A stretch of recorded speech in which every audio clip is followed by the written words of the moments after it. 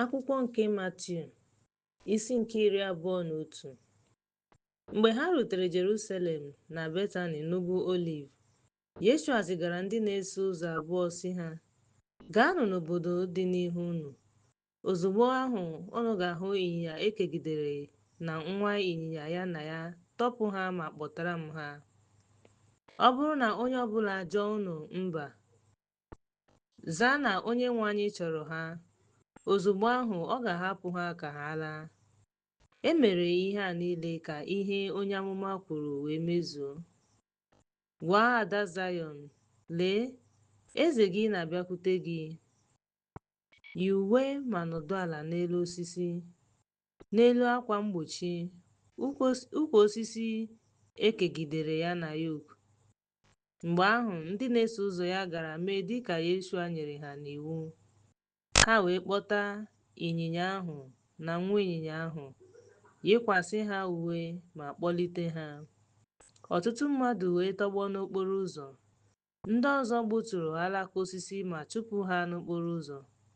Ihe ọzọkwa bụ na ndị gara n'ihu na ndị na-eso ụzọ tiri mkpu sị, Hozana nye nwa David, onye a gọziri agọzi, ka onye na-abịa n'aha Onyenwe anyị.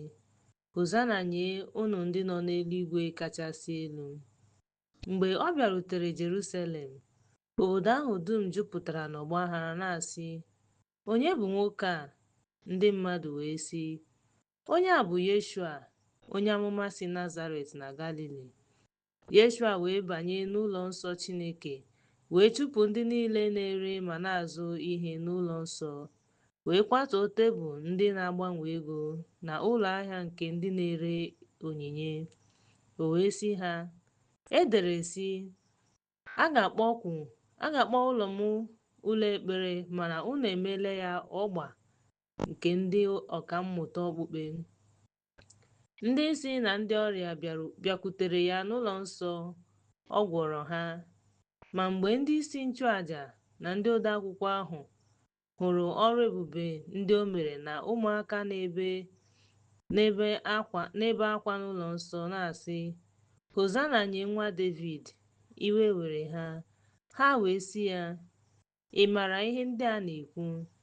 Yeshua zara ha sị, ee, unu agụghị na unu mere ka ọtụtụ zuo oke site n'ọnụ ụmụ ọhụrụ na ụmụ ọhụrụ.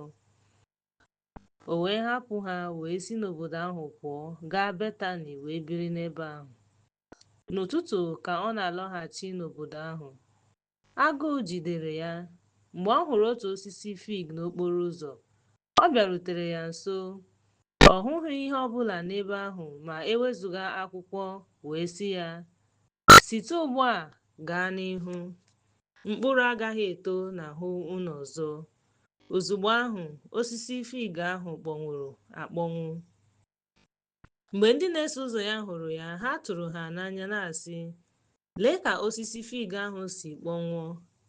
Yeshua zara ha sị, n'ezie asị m unu, ọ bụrụ na unu nwere okwukwe ma ghara inwe obi abụọ, ọ bụghị naanị unu ga-eme ihe m mere osisi fig ahụ, kama ọ bụrụkwa na unu asị ugwu a, wepụ ya tụba ya n'oké osimiri, ọ ga-eme. Ihe ọbụla unu rịọrọ n'ekpere, ọ bụrụ na unu abanyela n'ụlọ nsọ, ma unu ga-anata. Mgbe ndị nchụaja na ndị okenye nke ndị mmadụ bịakwutere ya ka ọ na-ezi ihe, ọ bụkwa ya. O kwuru sị, olee ikike unu ji eme ihe ndị a? O nyere unu ikike a? Yeshua zara ha sị, m ga-ajụkwa unu otu ihe, ma ọ bụrụ na unu ga-agwa m ga-agwakwa unu ikike m ji eme ihe ndị a. Baptizim Jọn, ebee ka o si bịa? Site n'aka ya ka ọ bụ site n'aka mmadụ? Ha wee tụgharịa uche n'etiti onwe ha sị, ọ bụrụ na anyị asị n'aka ya, ọ ga-agwa anyị, gịnị mere unu emeghị ya baptizim? Ma ọ bụrụ na anyị asị site n'aka mmadụ, anyị na-atụ egwu igwe mmadụ ahụ, n'ihi na ha niile were Jọn dị ka onye amụma. Ha wee zaa Yeshua sị, anyị enweghị ike ikwu. O wee sị ha, agaghị m agwa unu ikike m ji eme ihe ndị a. Ma gịnị ka unu chere?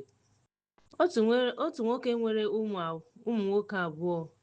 O wee bịakwute nke okenye wee sị ya, nwa m, gaa rụọ ọrụ taa n'ubi vaịn m. Ma ọ zara, agaghị m arụ ọrụ. Mana o chigharịrị wee gaa. O wee bịakwute nke abụọ kwuo otu ihe ahụ. O wee zaa sị, m ga-eme ya maazị, mana ọ gaghị. Onye n'ime ha abụọ mere ihe nna ha chọrọ? Ha sịrị ya, nke mbụ. Yeshua sịrị ha, n'ezie asị m unu, ndị na-ana ụtụ na ndị akwụna ga-aga n'ihu unu n'alaeze Chineke. N'ihi na Jọn bịakwutere unu n'ụzọ ezi omume, ma unu anụghị ya. Mana ndị na-ana ụtụ na ndị akwụna nụrụ ya. Ọ bụ ezie na unu kwuru otu a, unu echegharịghị mgbe e mesịrị ka unu wee nụ ya. Geenụ ntị n'ilu ọzọ.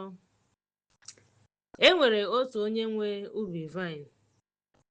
Onye kụrụ ubi vaịn, gbaa ya ogige gburugburu, wuo ubi vaịn n'ebe ahụ, wuo ụlọ elu, nye ya ndị ọrụ ugbo, wee gaa mba ọzọ. Mgbe oge mkpụrụ osisi ahụ ruru, o zigara ndị ohu ya n'aka ndị ọrụ ubi vaịn ka ha nata mkpụrụ osisi ahụ.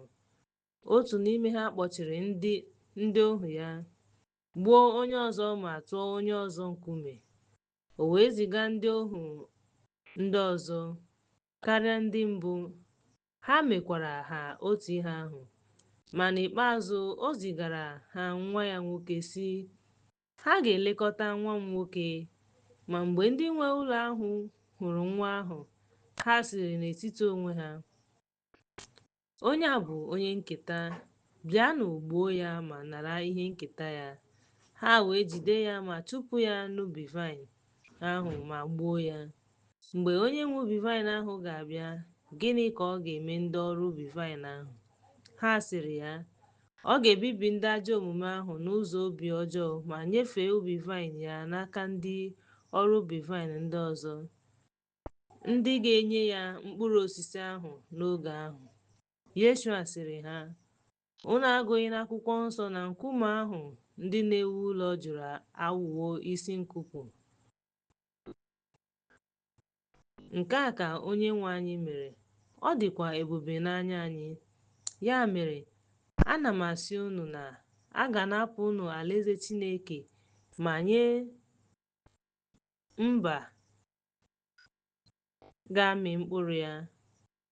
Onye ọbụla daa n'elu nkume ga-agbaji ya, ma onye ọbụla daa n'elu ya ga-agbaji ya. Mgbe ndị isi nchụaja na ndị Farisii nụrụ ilu ya, ha hụrụ na ọ na-ekwu maka ha. Ha wee chọọ ijide ya aka.